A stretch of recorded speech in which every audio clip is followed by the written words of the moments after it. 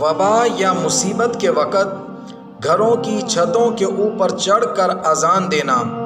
اس کا ثبوت رسول اللہ صلی اللہ علیہ وآلہ وسلم سے ہمیں نہیں ملتا، اور نہ ہی اسی طرح صحابہ کرام رضوان اللہ تعالی عنہم اجمعین سے ہمیں کوئی اس کا ثبوت ملتا ہے۔ اس میں کوئی شک نہیں ہے کہ اذان کہنا عبادت ہے۔ اذان کہنا ہماری شریعت نے مقرر کیا ہے اور اس کا محل اور وقت بھی بتایا ہے، اور وہ ہے نماز۔ رسول اللہ صلی اللہ علیہ وسلم کے دور میں کئی مرتبہ وبائی امراض پھوٹی ہیں، لیکن رسول اللہ صلی اللہ علیہ وسلم نے کبھی بھی کسی صحابی کو یہ حکم نہیں فرمایا کہ رات کو گھروں کی چھتوں کے اوپر چڑھ جاؤ اور اذان دینا شروع کرو۔ اور اسی طرح صحابہ کرام رضوان اللہ تعالی عنہم اجمعین کے دور میں بھی وبائی امراض پھوٹتی رہی ہیں، لیکن کسی صحابی نے بھی گھر کی چھتوں کے اوپر چڑھ کر اذانیں نہیں دی۔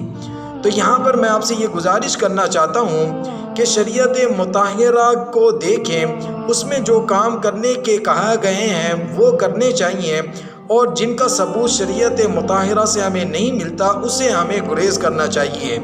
تو ایسی صورتحال میں ہمیں کیا کرنا چاہیے، یہ بھی خود رسول اللہ صلی اللہ علیہ وسلم نے ہمیں بتا دیا ہے۔ ہمیں توبہ اور استغفار کثرت سے کرنی چاہیے، صدقہ خیرات کرنی چاہیے، مسنون دعاؤں کا اہتمام کرنا چاہیے، نماز کی طرف توجہ کرنی چاہیے، اللہ رب العزت کی بڑائی کو بیان کرنا چاہیے، کثرت سے درود شریف پڑھیں۔ ہمیں ان چیزوں کی طرف توجہ دینی چاہیے جس کا ثبوت موجود ہو،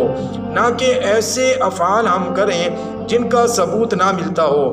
اب جو روایت اس کے ثبوت میں پیش کی جا رہی ہے وہ بھی میں آپ کو بیان کر دیتا ہوں۔ وہ روایت اس طریقے سے ہے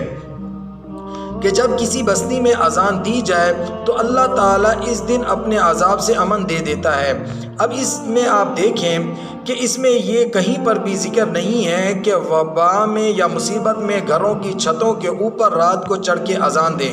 بلکہ اس میں یہ ہے بستی میں۔ آپ دیکھ رہے ہیں ہر بستی میں اللہ رب العزت کی مساجد موجود ہیں، ہر مسلک سے تعلق رکھنے والوں کی، اور وہ اس میں اذانیں دیتے ہیں۔ تو میں آپ سے گزارش کروں گا، فیس بک پر یا یوٹیوب پر دیکھ کر ہر چیز کو نہ آگے شیئر کریں، نہ ہی اس پر عمل کریں، بلکہ کسی مستند عالم یا مفتیان کرام سے ضرور رابطہ کر لیا کریں اور اس کے بارے میں معلومات حاصل کر لیا کریں، تاکہ آپ کو معلوم ہو جائے جو فعل آپ کر رہے ہیں کیا وہ شریعت مطہرہ میں موجود بھی ہے کہ نہیں۔ تو ہم آپ سے یہ گزارش کرتے ہیں ایک بار پھر کہ جو بھی بات آپ فیس بک پر یا یوٹیوب پر دیکھیں اس سے متعلق اسے دین کا حکم نہ سمجھیں، بلکہ اسے متعلق علماء کرام سے ضرور ایک مرتبہ پوچھ لیں، جید علماء کرام سے، مستند علماء کرام سے ضرور اس کی تشریح کرا لیں، اس کو سمجھ لیں، پھر اس پر عمل کریں۔ اللہ رب العزت میرے اس پیارے ملک اور تمام امت مسلمہ کو اس وائرس سے محفوظ رکھے، آمین۔